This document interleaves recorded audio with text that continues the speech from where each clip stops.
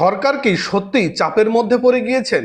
আর চাপে থাকা সরকার সত্যি কি কোনো রাজনৈতিক সমর্থন খুঁজছেন?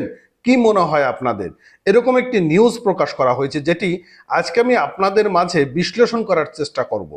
বন্ধুরা, আপনারা জানেন যে জুলাই গণ অভ্যুত্থান হয়েছে, 5ই আগস্ট স্বৈরাচার শেখ হাসিনার বিদায় হয়েছে এবং 5 আগস্টের পর সকলের একটা চাওয়া ছিল বাংলাদেশের প্রধান উপদেষ্টা হিসেবে যিনি থাকবেন তিনি হচ্ছেন আমাদের professor doctor Mohammad Yunus sir.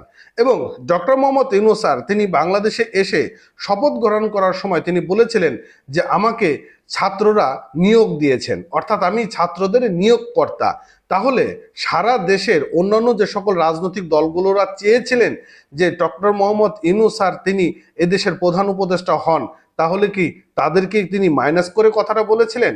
আর এতেই কিন্তু নানান ধরনের বিপত্তিকর ঘটনা একে একে তৈরি হচ্ছে। ওই সময়টাতে রিয়াকশন না হলেও এখন কিন্তু রিয়াকশনগুলো তৈরি হচ্ছে। তো বলা হয় যে সরকার কি সত্যি এই যে চাপের মধ্যে থাকা অবস্থায় রাজনৈতিক দলগুলোর কাছ থেকে সমর্থন খুঁজছে কিনা? আপনারা জানেন যে এই 10 মাসে এই সরকার কতটুকু কি দিতে পেরেছেন আমাদের দেশে। বিভিন্ন রাজনৈতিক বিশ্লেষকরা বিভিন্নভাবে এইটি নিয়ে তারা বিশ্লেষণ করেছেন। 10 মাসে মব ভাইলেশন থেকে শুরু করে বিভিন্ন রকম ঘটনা কিন্তু আমাদের দেশে ঘটে গিয়েছে। এবং আপনারা জানেন যে কয়েকদিন আগে ঢাকাতে একটি বিমান বিধ্বস্ত হয়েছে এবং সেই বিমান বিধ্বস্ততে বেশ কয়েকজন শিক্ষার্থীরা প্রাণ হারিয়েছে। আর এতে করে সরকারের আরো অনেকটা ভাবমূর্তি নষ্ট হয়েছে।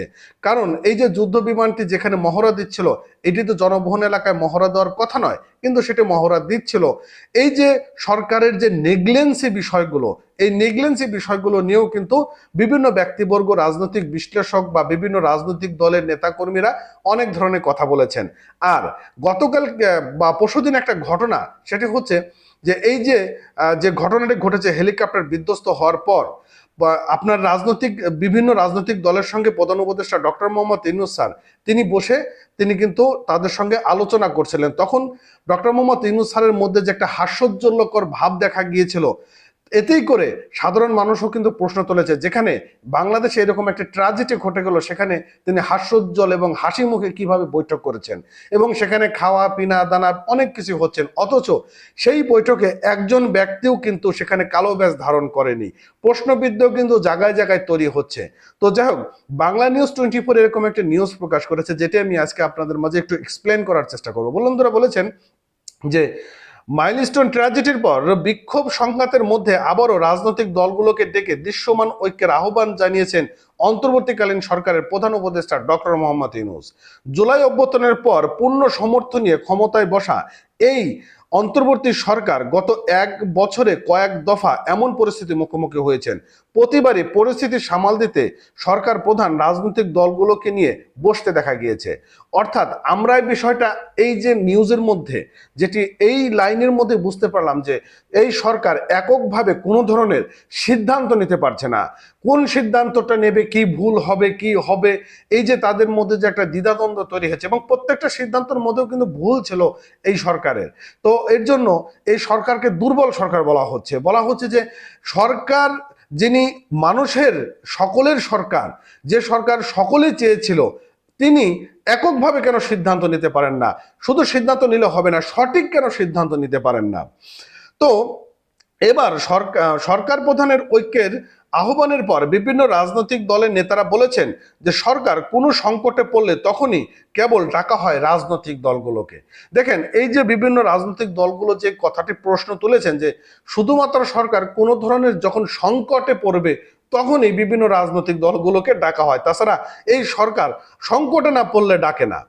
আর বাকি সময়টা নিজে নিজে সিদ্ধান্ত নিতে গিয়ে সরকারের পরিস্থিতি বেসামাল আর লেজে গোবরে করে ফেলে এরকম অভিযোগ করেছেন তারা। তো বিষয়টা হচ্ছে যে এই যে একটা প্রশ্ন তোলা হয়েছে যে সরকার যখন এককভাবে সিদ্ধান্ত নিতে যায় তখন এককভাবে সিদ্ধান্ত নিতে গিয়ে তারা লেজে গোবরে করে ফেলে এবং পরিস্থিতি সামাল দিতে পারে না, এরকম কিন্তু প্রশ্নবিদ্ধ করছে। আর এই অবস্থায় সরকার যে চাপের মধ্যে আছে এবং সেই কারণে রাজনৈতিক দলগুলো শরণাপন্ন হওয়া, এমন কথাও এসেছে রাজনৈতিক বিশ্লেষণের কাছ থেকে। অর্থাৎ যারা রাজনৈতিক বিশ্লেষণ করে থাকে তারা বলেছেন যে সরকার সত্যি কিন্তু চাপের মধ্যে রয়েছে। এমন চাপের মধ্যে রয়েছে, কি করবে, কি হয়ে যাবে, কোথা থেকে কি অঘটন ঘটে যাবে, নানান সংকটের মধ্যে রয়েছে কিন্তু এই অন্তর্বর্তীকালীন সরকার। আমরা দেখতে পাই যে এনসিপির পক্ষ থেকে বারবার চাপ দেওয়া হয় অন্যভাবে, বিএনপির পক্ষ থেকে চাপ দেওয়া হয় অন্যভাবে, জামাত ইসলামের পক্ষ থেকে চাপ দেওয়া হয় অন্যভাবে। চাপাচাপির মধ্যে রয়েছে সরকার, আর সরকারের চাপাচাপির মধ্য দিয়ে তারা এককভাবে সিদ্ধান্ত নিতে গেলেও হিতে বিপরীত হয়। তো এই হচ্ছিল আমাদের অন্তর্বর্তীকালীন সরকারের অবস্থা। তো সরকার আসলে এককভাবে কোনো ধরনের সিদ্ধান্ত নিতে পারছে না এবং লেজে গোবরেও পাকিয়ে ফেলছে, এটা বলা বাহুল্য না। তো যাই হোক বন্ধুরা, কেমন লাগলো আপনাদের ভিডিওগুলো? আমরা নিয়মিত এই জাতীয় রাজনৈতিক বিশ্লেষণ সহ আন্তর্জাতিক বিশ্লেষণ করে থাকি। ভালো লাগলে অবশ্যই চ্যানেলটা সাবস্ক্রাইব করবেন, পেজটা ফলো করতে ভুলবেন না। সঙ্গে থাকার জন্য ধন্যবাদ।